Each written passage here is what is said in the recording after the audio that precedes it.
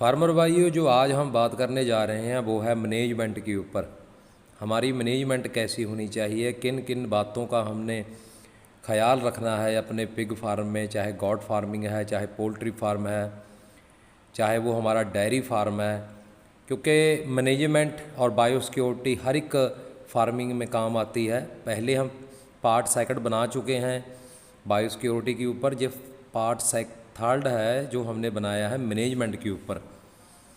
मैं कोशिश कर रहा हूँ मैं भी आप सभी फार्मरों को हर एक नॉलेज मिलती जाए मेरी वीडियो में। तो ये थर्ड पार्ट है मैनेजमेंट के ऊपर। इसके बाद हम शुरू कर रहे हैं क्रॉसिंग टू वीनिंग।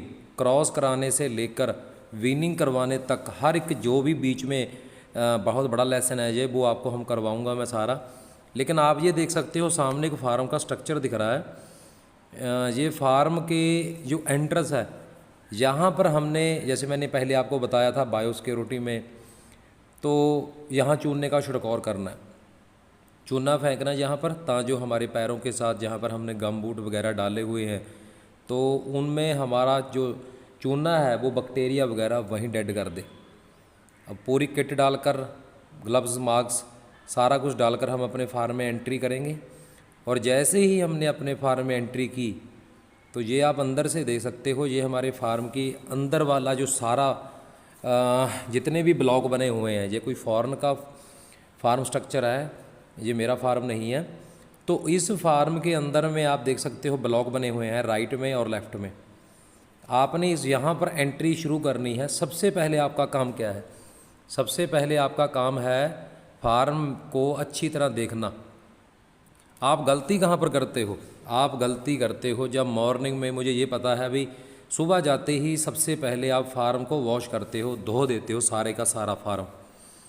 वहाँ पर क्या होता है, जब आप फार्म को सारे को वॉश कर देते हो तो आपको ये शायद बात नहीं मालूम होगी भी उस फार्म के बीच जो हमारे बच्चे बैठे हैं, चाहे वो गिल्ड्स है, चाहे वो प्रेग्नेंट फीमेलें हैं, बोर है, छोटे पिगलेट हैं, आपको कुछ नहीं पता भी रात के वक्त, मौसम गर्मी का या सर्दी का, रात के समय कोई भी बच्चा आपका, चाहे वो A to Z कोई भी एनिमल, हर एक एनिमल की मैं बात कर रहा हूँ, कोई भी एनिमल रात के समय बीमार हो गया, जहाँ कोई पैरालाइज हो गया, चाहे निमोनिया हो गया, चाहे दस्त लग गई, कुछ भी हो गया, आपने वो नहीं देखा, आपने वो विज़िट नहीं अच्छी तरह फार्म किया और सीधा ही फार्म को वॉश करना शुरू कर दिया। जो अगर किसी बच्चे का टेम्परेचर लो हुआ या टेम्परेचर अप हुआ तो आपने उसके ऊपर पानी डालकर और उसका सत्यानाश कर दिया। ये आप ऐसे ही करते हो, ये पता है। और उसके बाद फिर आप डाल देते हो फीड। लेकिन सबसे पहले जो हमारा फार्म में एंट्री करने के बाद काम है वो है पूरे का पूरा फार्म विज़िट करना, सारे फार्म को देखना। विज़िट का मतलब है देखना पूरा फार्म। हर एक ब्लॉक के सामने जाओ, हाथ के साथ या किसी ऐसी चीज़ के साथ, लोहे वाला जो आपका दरवाज़ा होता है उसके ऊपर आपने शोर करना है, खड़का करना है ऐसे, जो सारे सूअर थोड़ा सा ऐसे कान खड़े करें, एक्टिव हो जाएं। अगर आपको लगे भी इस ब्लॉक में एक आधा जानवर एक्टिव नहीं है, सारे जानवर खड़े हो गए या आपके पास को आ गए हैं वो, तो ठीक है। अगर एक आधा जानवर नीचे ही बैठा रह गया तो समझो कुछ ना कुछ उसको गड़बड़ है। तो उस जानवर को आपने मार्किंग करना है, किसी भी मार्क के साथ, कलर के साथ उसको रंग लगा दो। उसके आगे वाला जो स्टेप है फिर मैं आपको वो बता रहा हूँ, उसके आगे क्या करना। उसके बाद आपने फार्म में सारा फार्म विज़िट करने के बाद जब आपके जानवर, आप अपनी जाकर फीड उठाओगे, उसके बाद आपने फीड उठानी है, फार्म को वॉश नहीं करना, पहले फीड उठानी है। तो सारे जानवर आपकी तरफ देखना शुरू कर देंगे, क्योंकि आपको पता है इनका दिमाग बहुत होता है। ये समझ जाएंगे भी अभी फीड का समय हो चुका है, क्योंकि आपने कट्टा वगैरह फीड का या कोई बाल्टी वगैरह बर्तन उठाया तो ये समझ जाएंगे भी ये फीड का समय है। तो ये आपकी तरफ देखना शुरू कर देंगे, शोर मचाना शुरू कर देंगे। तो उसके बाद आपने फार्म विज़िट करने के बाद दूसरा स्टेप आपका है फीड डालने का। आपने पूरे के पूरे फार्म में फीड डाल देनी है। जब आप फार्म में फीड डालोगे, जिस जानवर को आपने मार्क किया था वो आपने देखना है भी वो फीड की तरफ भाग कर आया है या नहीं।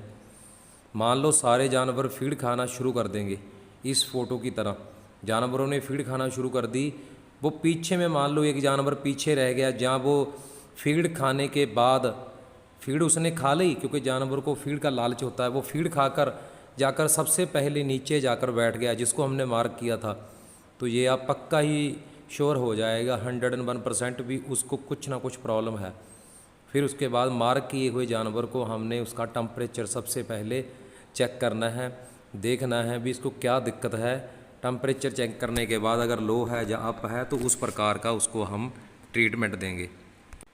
फार्म में फीड डालने के बाद जो आपका अगला स्टेप तो वैसे चूने का छिड़काव करना है, लेकिन सबसे जो मेन काम है, अगर हमारा ब्रीडिंग सेक्शन है जहाँ हम ब्रीडिंग करवाते हैं अपने फार्म में, तो आप अपने ब्रीडिंग वाले फार्म में एक बार ज़रा फार्म को वॉश करने से पहले उस सेक्शन में ज़रूर जाना और जाकर छोटे बच्चों को ज़रूर देख लेना। और बड़े जानवरों में भी ये ज़रूर देखना, क्योंकि रात के समय जहाँ फीड खाते समय जहाँ हमने इधर उधर बाड़ा चेंज किया सूरों का, तो उसमें भी क्या होता है, उसमें जानवर एक दूसरे जानवर को काटते हैं। काटने के बाद क्या हो जाता है, जानवरों की चोट लग जाती है, जहाँ कोई जानवर ज़्यादा सीरियस अवस्था में हो जाता है। ऐसे में हमने इस बात का भी ख्याल रखना है भी ऐसा हमारे फार्म में बिल्कुल भी ना हो। और उसके बाद मान लो हमारी फीमेलें रेडी हैं, ब्याने के लायक हैं, जहाँ ब्याई हुई हैं, जैसे इस फीमेल की डिलीवरी, ये मेरे स्टूडेंट का फार्म है कुलवीर का जो समराले के पास है, उसके फार्म में ये डिलीवरी हुई थी। तो आपने इन बातों का भी ख्याल रखना है। डिलीवरी होते समय ही जब आपके फार्म में डिलीवरी हो गई तो ये पानी, जैसे हम अब साथ वाला ब्लॉक को वॉश कर रहे हैं, तो पानी का थोड़ा सा भी छिड़का भी इधर बच्चों की तरफ ना आए, क्योंकि बच्चे बड़े मासूम होते हैं, छोटे होते हैं, तो इनमें निमोनिया वगैरह इनको हो जाएगा।